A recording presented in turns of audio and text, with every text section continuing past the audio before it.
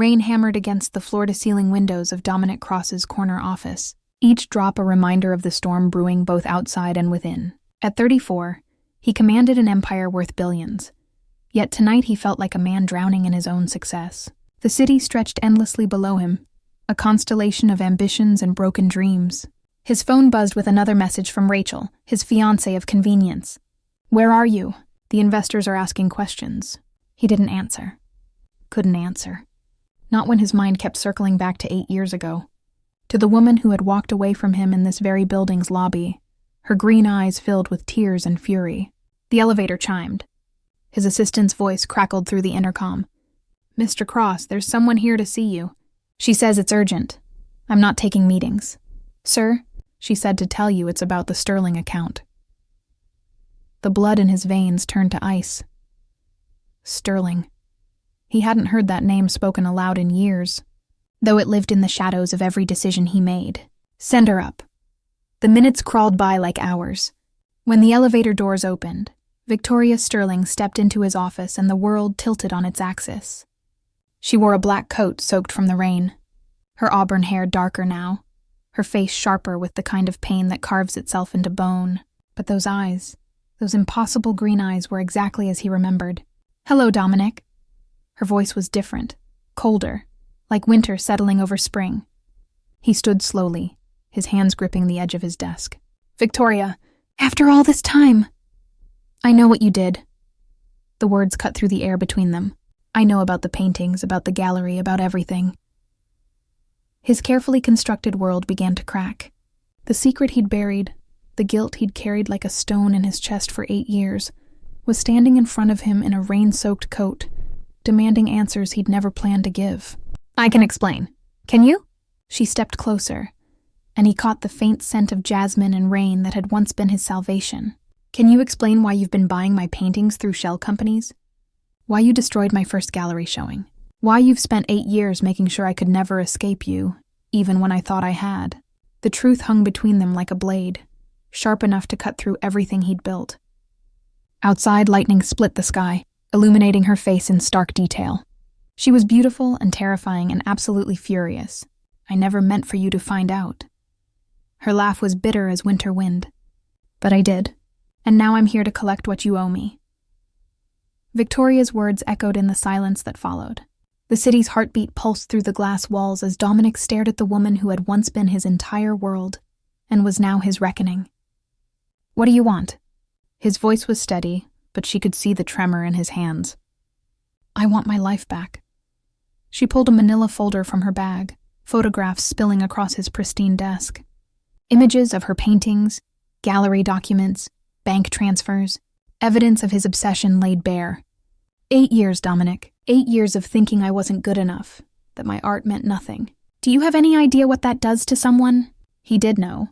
He'd watched her from the shadows, seen her struggle, her doubt, her small victories that should have been triumphs. Each purchased painting was a piece of his heart he couldn't take back. "I was protecting you." From what? Success? Happiness? Her voice cracked, revealing the wound beneath the anger. "Or were you protecting yourself from watching me move on?"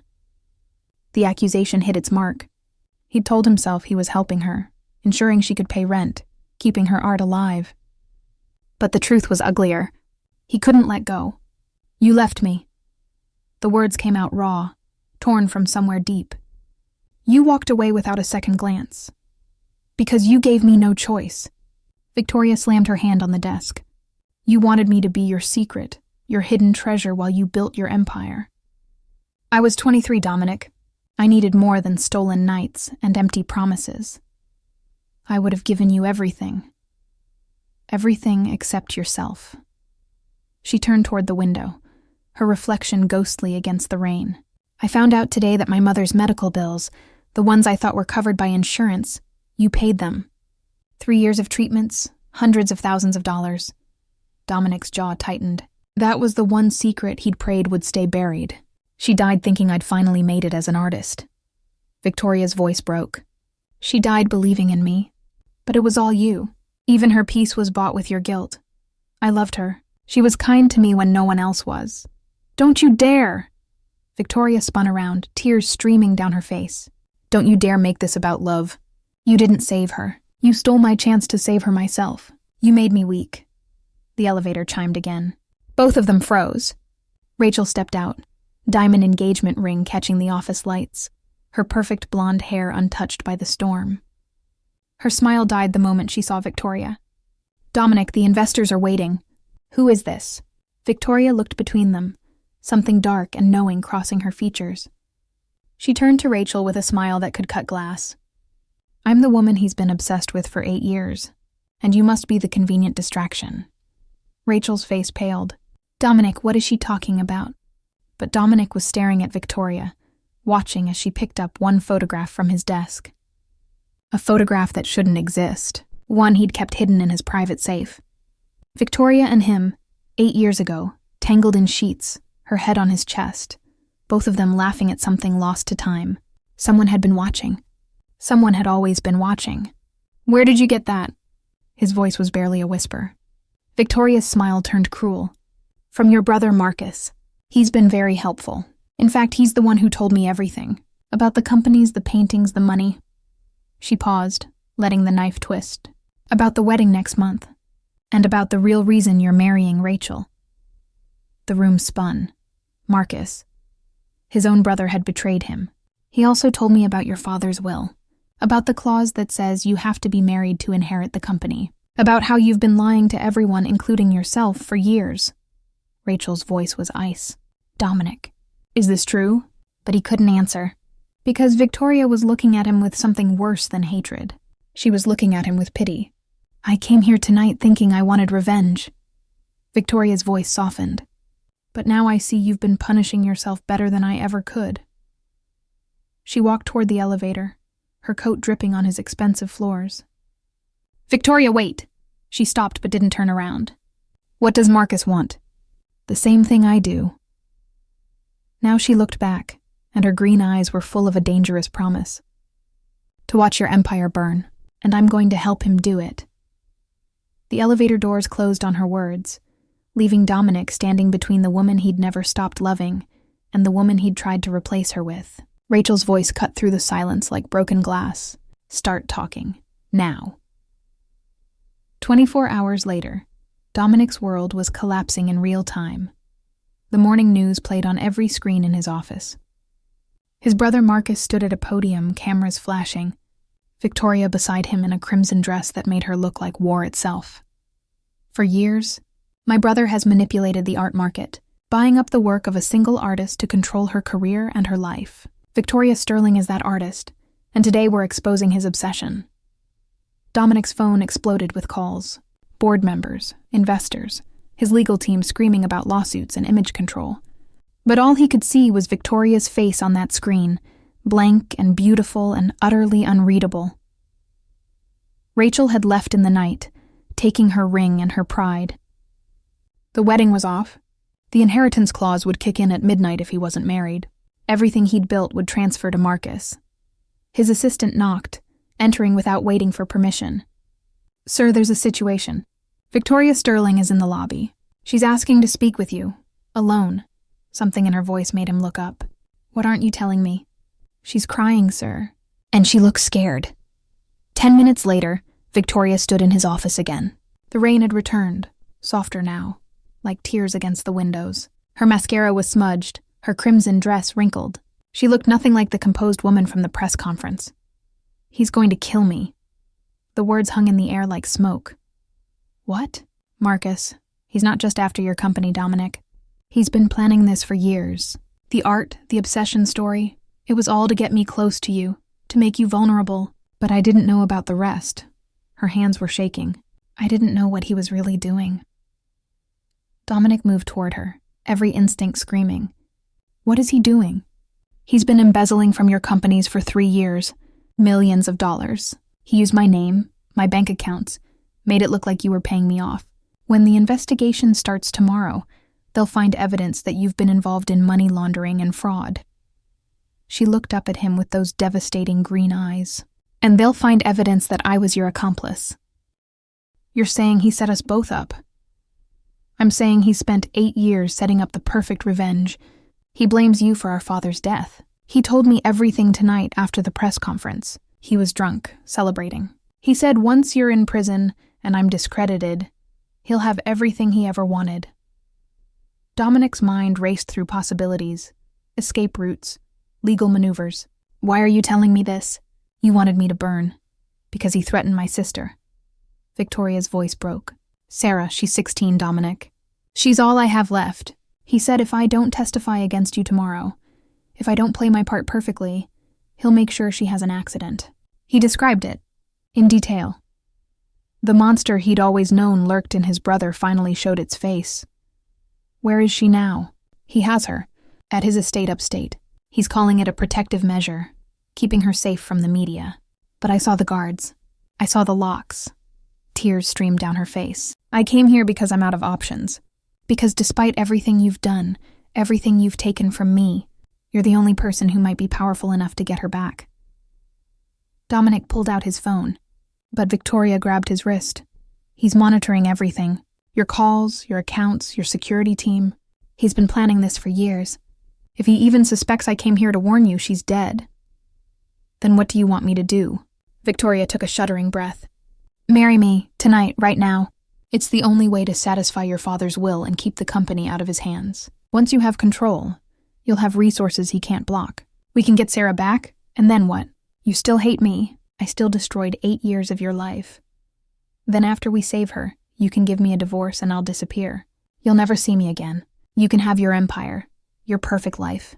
Just help me save my sister first. Dominic stared at her, seeing the woman he'd loved and the stranger she'd become all at once. The rain picked up outside, hammering harder now. There's something you need to know. His voice was rough. Before you agree to tie yourself to me, even temporarily, the real reason I bought your paintings, controlled your career, kept you close even when you were gone. I don't need your confessions right now, Dominic. I need your help. I was there the night your father died. The words stopped her cold. At your apartment. You don't remember because you'd fallen asleep, but I was there. Your father came to tell you he'd gambled away your college fund, that there was nothing left. He was drunk, angry. He started breaking things. Victoria's face drained of color. I stopped him. We fought. He fell, hit his head on the corner of your coffee table. By the time the ambulance came, he was gone. Dominic's hands were fists at his sides. I paid the medical examiner to rule it natural causes. A stroke. I protected you from knowing the truth. But I've been carrying his death for 8 years. Every painting I bought was blood money. Every dollar I gave you was guilt. The silence stretched between them like a chasm. You killed my father.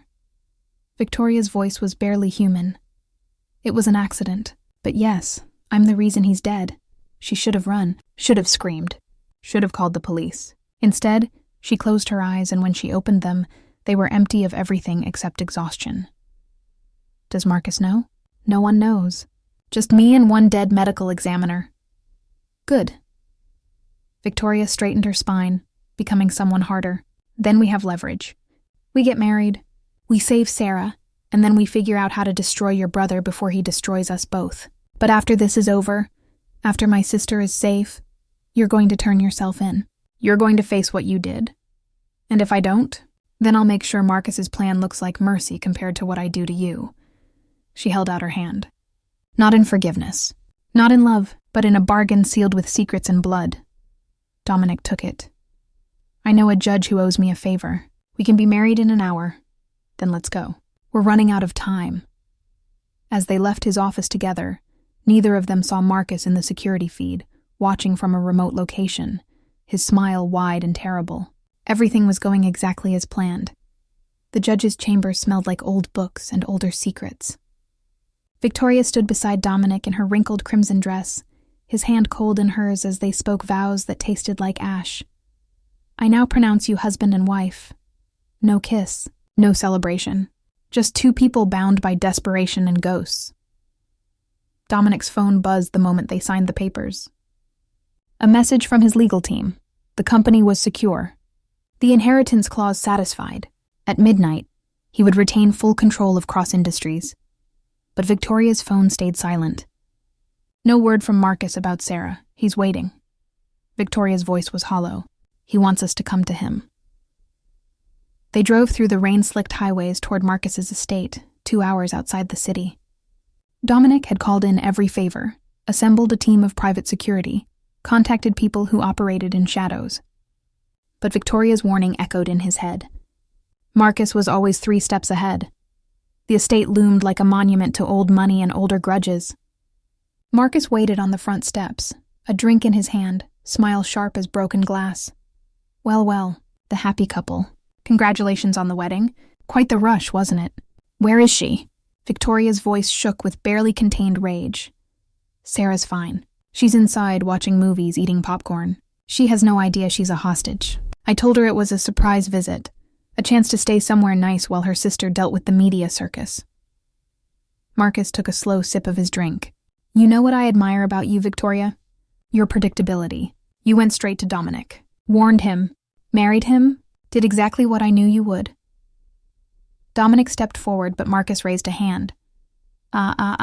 Before you do something stupidly heroic, you should know I've rigged this entire estate. Motion sensors, cameras, and Sarah's wearing a very special bracelet. Pretty little thing, diamonds and platinum, but if she moves more than 50 feet from her current location, or if I don't enter a code every 6 hours, well. He smiled. Let's just say it would be very bad for her health. You're insane. Victoria's words came out broken. I'm thorough. There's a difference. Marcus set down his drink. Now here's what's going to happen. Dominic, you're going to transfer 80% of Cross Industries to me. Voluntarily. Legally. You'll cite personal reasons, a need to step back, whatever corporate nonsense makes it clean. Victoria, you're going to sign a confession stating you helped Dominic manipulate the art market and launder money. Both of you will face consequences, of course, but Sarah will live, and if we refuse, Dominic's voice was ice. Then I press this button on my phone, and Sarah's bracelet does what it's designed to do. Your choice, your empire or her life. What's it going to be, big brother? The rain poured harder now, the sound like static in Victoria's ears. She looked at Dominic and saw the calculation in his eyes, saw him weighing options, planning moves. Always planning, don't. Her voice cut through his thoughts. Don't try to be clever. Don't try to save everything. Just give him what he wants. If I do that, we both go to prison. Everything we've built, everything we've fought for, it's gone. I don't care. She turned to face him fully. I don't care about empires or revenge or any of it. I care about my sister. She's 16 years old and she deserves a life. How noble. Marcus slow clapped. The great love story. Except it's not really love, is it? It's guilt and obsession and years of bad decisions. You two deserve each other. You're wrong. Dominic's words surprised everyone, including himself. I loved her. I love her. Every terrible thing I did, every manipulation, every secret. It all started because I loved her too much and too badly, and I'm done letting that love destroy everyone around me. He pulled out his phone, began typing the transfer orders. Victoria grabbed his wrist. What are you doing? Giving him what he wants. You're right. Your sister's life is worth more than anything I own. No. Victoria's grip tightened. You don't understand. He's not going to let us go. Once he has the company, once he has our confessions, he'll kill us both. He's been planning this for years. We're loose ends. Marcus's smile confirmed everything. Smart girl. I mean, I wasn't going to tell you that part until after you'd signed everything, but yes, you're absolutely right. Though I promise Sarah will be fine. She'll inherit a nice trust fund, live a comfortable life, never knowing her sister died trying to save her from a threat that was mostly exaggerated. The bracelet? He laughed. It's just jewelry. Very expensive jewelry, but harmless. You son of a bitch. Dominic lunged forward, but Marcus pulled a gun from behind his back. Stay where you are, both of you. Now we're going inside, you're going to sign those documents, and then I'll make this quick. I'm not a monster. Well, not completely. Victoria's mind raced. There had to be a way out. Some option they hadn't considered. Then she remembered the confession Dominic had made in his office. The death of her father, the medical examiner, the cover-up. I have something you want. Her voice was steady now, clear. Information that could destroy Dominic worse than anything you've planned. Victoria, don't. Dominic's warning came too late. He killed my father. 8 years ago, made it look natural, paid off the medical examiner. If that comes out, the scandal would be bigger than anything you could manufacture. The company would collapse. His reputation would be ashes. Marcus's eyes gleamed with interest. Is that true, brother? She's lying, trying to save herself? No. Victoria pulled out her phone, showing a recording app. I recorded our conversation in your office. Every word, his confession. Names, dates, everything. It's backed up on a cloud server only I can access. Kill me, and it goes to the police automatically. A dead man's switch. It was a bluff. She had no recording, but her voice never wavered. Marcus studied her, gun still trained on them. And what do you want in exchange for this information? Let Sarah go. Right now. Have her driven back to the city. Once I know she's safe, once she's called me from a police station, I'll give you the recording and we'll sign whatever you want. You'll have everything. The company. The scandal. Our lives. But she walks away free. How do I know you'll keep your word? Because unlike you, I don't play games with children's lives. And because I'm tired, Marcus. I'm tired of running, tired of fighting. If my sister lives, I've won. Nothing else matters. The rain thundered against the windows as Marcus considered. Dominic stared at Victoria, understanding flooding his features. She was sacrificing everything. Her freedom, her life, maybe even his, though his death had been written in her plans the moment he confessed. Fine. Marcus lowered the gun slightly. I'll have Sarah brought to the car. You can watch her leave. But the moment she's gone, you give me that recording and sign the documents. Both of you. No more tricks. No more tricks. Victoria agreed. 30 minutes later, they watched Sarah's confused face through the window of a town car as it pulled away from the estate. She waved, thinking this was all just a strange visit, not knowing she was leaving behind her sister's execution. Now. Marcus raised the gun again. The recording. Victoria looked at Dominic one last time. In his eyes, she saw everything they could have been if they'd been different people. If they'd made different choices. If love had been enough. I'm sorry. She whispered it. For everything. For hating him. For loving him. For the lie she was about to tell.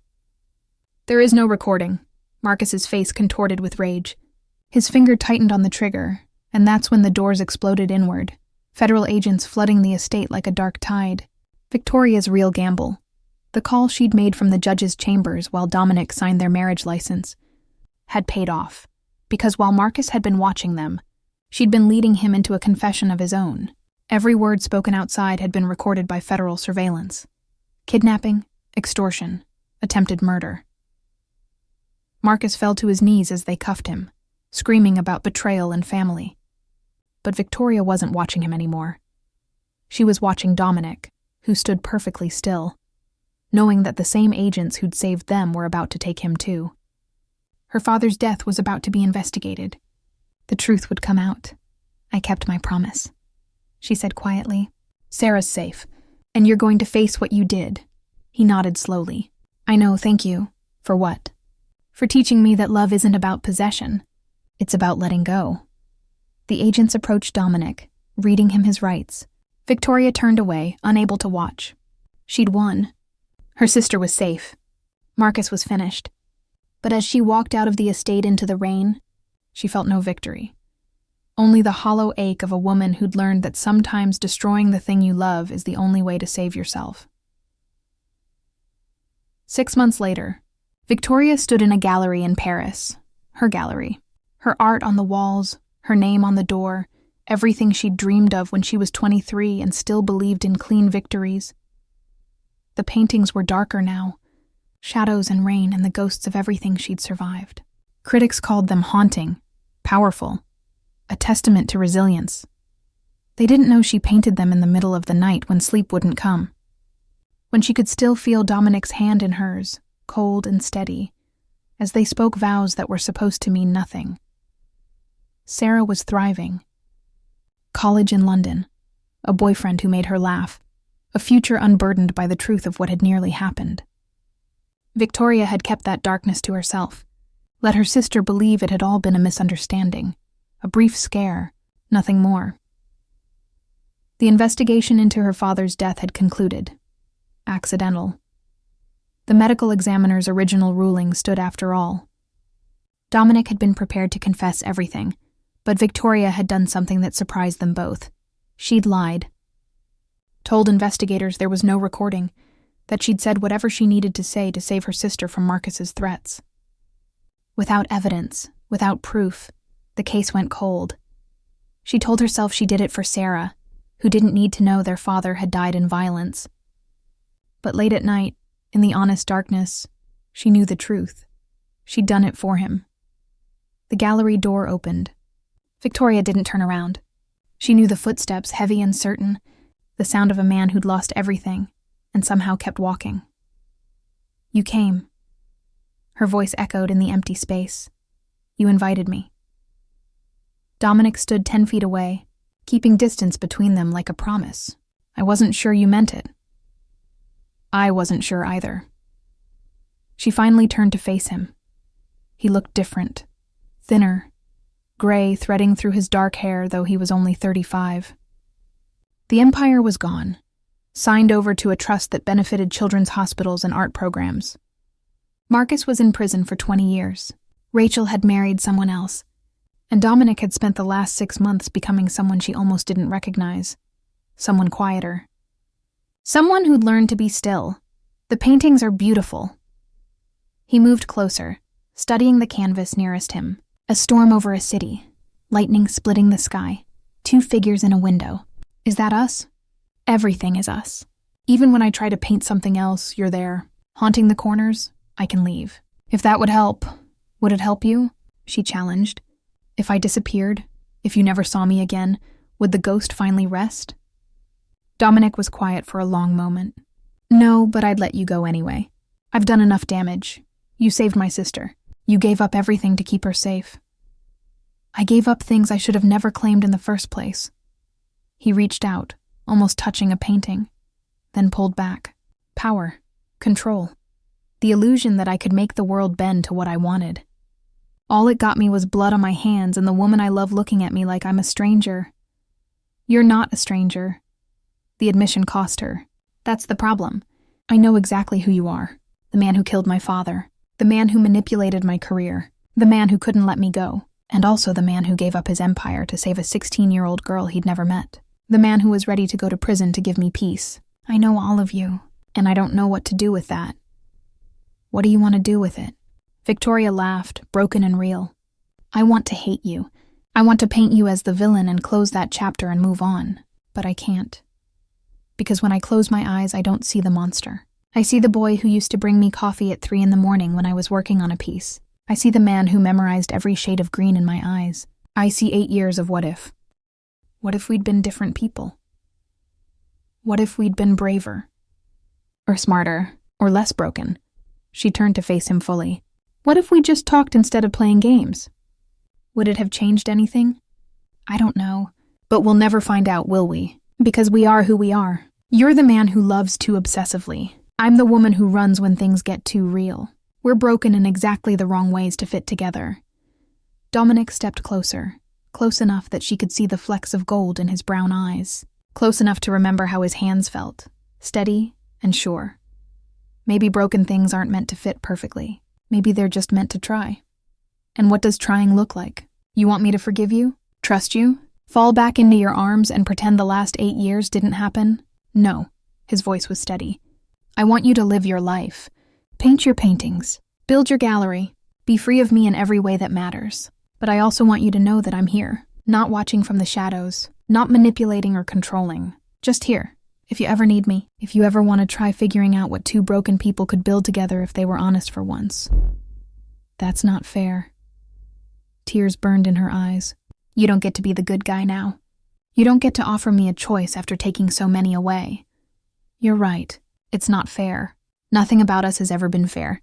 But I'm offering anyway. Not because I deserve it, because you do. You deserve someone who sees all of you and doesn't run, who knows your worst truths and stays anyway. And you think you're that person? I think I could learn to be, if you'd let me." Victoria stood in the silence between heartbeats, feeling the weight of 6 months and 8 years, and a lifetime of bad decisions pressing down on her shoulders. She could send him away. Close the door. Keep building this new life alone. It would be safer, simpler, smarter. But when had she ever chosen the smart thing? "I'm still angry with you." Her words came slow, careful. "I'm angry about my father. About the paintings. About the years you stole. That anger doesn't just disappear because you gave up your company or because you're standing here looking at me like I'm your salvation. I know. And I don't trust you. Not completely. Maybe not ever completely. You broke something in me that doesn't heal clean. I know that too. And if we try this, if we see what happens when we're honest with each other, it might destroy us both. We might be too damaged, too scarred. We might hurt each other worse than we already have. Dominic smiled, sad and small and real. We might, but we might also find out that broken things can still be beautiful. That scars are just proof we survived. Victoria looked at him for a long moment. Then she walked to the back of the gallery and returned with 2 glasses of wine. She handed him one. Tell me something true. Something you've never told anyone. He took the glass, their fingers brushing. I'm terrified, every day, that I'll fall back into old patterns, that I'll try to control instead of trust, that I'll wake up one morning and realize I'm still the same man who bought your paintings because he couldn't let you choose your own path. And what do you do with that fear? I sit with it. I remind myself that loving you isn't about owning you. It's about witnessing you, supporting you, being someone you want to turn to, not someone you're trapped with. He took a sip of wine. Now you. Something true. Victoria stared into her glass, watching the light catch and shimmer. I'm terrified too, that if I let you in, I'll lose myself again. That I'll become the girl who waited for stolen moments and empty promises. That I'll forgive you too easily because I'm tired of being angry, tired of being alone. Then we'll be terrified together, and we'll figure it out as we go. No promises of forever, no promises of anything except honesty. We take it one day at a time. We talk when it's hard. We walk away if we need to. We try to be better than we were. Victoria raised her glass. To trying. Dominic touched his glass to hers, the soft clink echoing through the gallery. To trying. They drank in silence, standing among paintings born from pain and loss and the terrible beauty of surviving. Outside, Paris glowed in the twilight, a city of second chances and reinvented lives. Where do we start? Victoria asked softly. How about dinner? A real date. No secrets. No schemes. Just 2 people getting to know each other as who they are now, not who they were. That simple? That simple. And that complicated. Victoria set down her glass and did something that surprised them both. She took his hand. Not the cold, desperate grip of their wedding night. Something warmer. Tentative. The touch of someone choosing to trust despite every reason not to. Okay. The word was barely a whisper. Let's start with dinner. They walked out of the gallery together, into the Paris evening, into the uncertain future. Behind them, the paintings watched with their storms and shadows and hidden figures in windows. A record of everything they'd survived. A promise of everything they might become. The rain had stopped. The sky was clearing, and for the first time in 8 years, Victoria Sterling and Dominic Cross were walking forward instead of running away. Not toward a happy ending. Not toward a tragic one. Just toward the truth of what they could be if they were brave enough to try. And sometimes, that was enough. Sometimes, broken things found new ways to be whole. The end.